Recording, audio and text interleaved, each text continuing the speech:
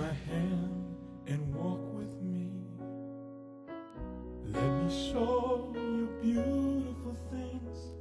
The world is waiting, the world is waiting for us to see.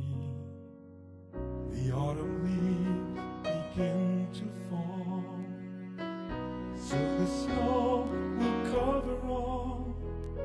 The world is waiting, the world is waiting for us to see. God's glory fills the earth with His works of infinite wonders.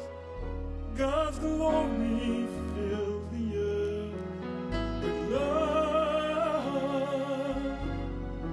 Oh, and God's glory fills the sky and spans the depths of the ocean. God's glory fills the sky with love.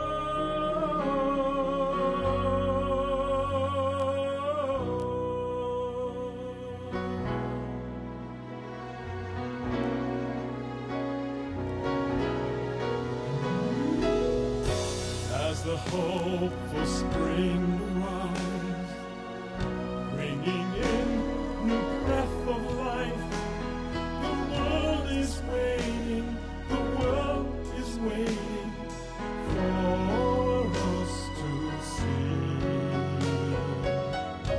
With the summer wind at sea, we can feel God's majesty.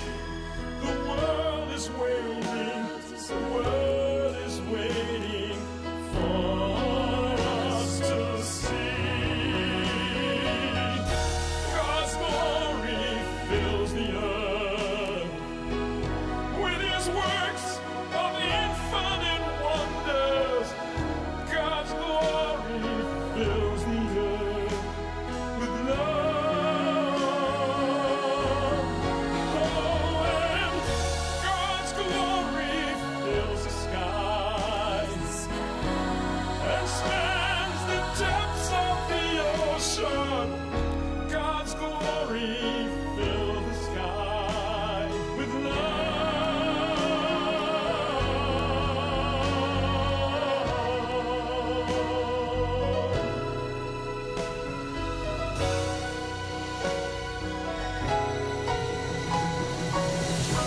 God's glory fills the earth. God's glory fills the earth. God's glory fills the earth with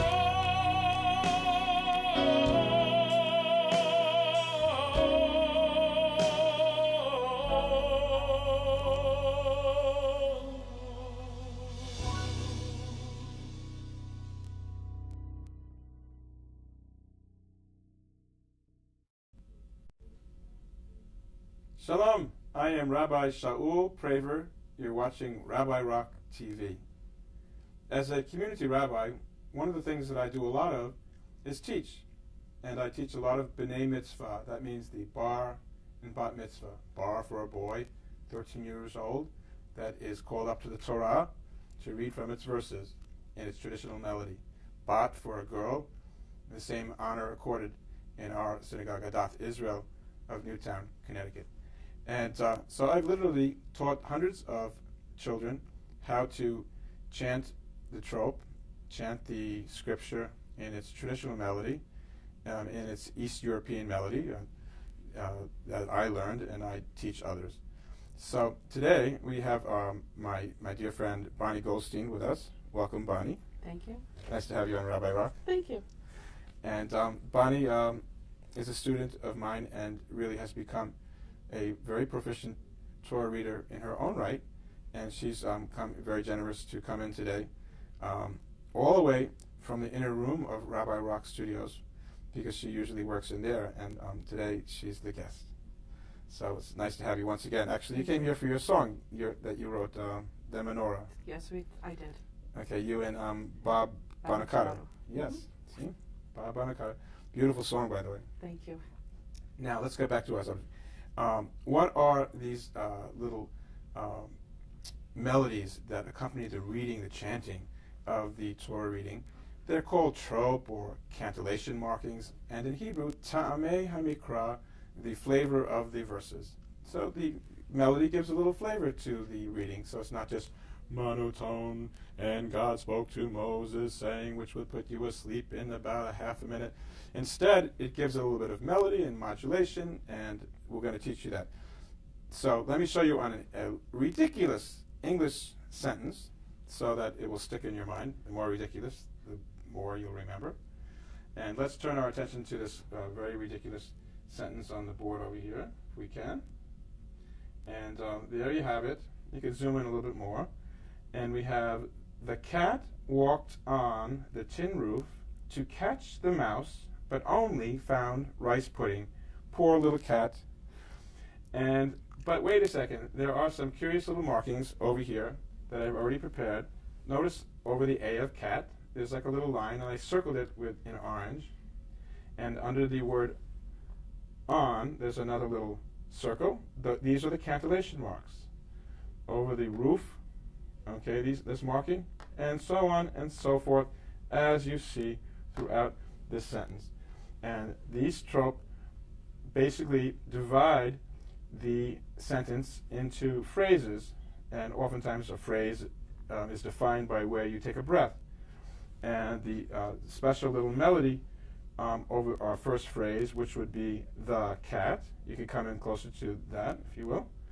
The cat is like this. Let me read it once through, and then you'll chant it back. Okay, so here we are, back on the board. The cat. Okay, and that is a cantillation marking over the A, which is called pashta. So pashta is applied to our sentence, the cat. The cat. Okay, and now I'm going to do the whole thing. You can zoom back just a slight bit. Walked on the tin roof to catch the mouse, but only found rice pudding. Poor cat, only found rice pudding. But that's what the trope are, my friends. Now you see it in an English sentence, and that's exactly what goes on when we put it on top of Hebrew words. So now, Bonnie, echo back to me. The cat walked on the tin roof to catch the mouse, but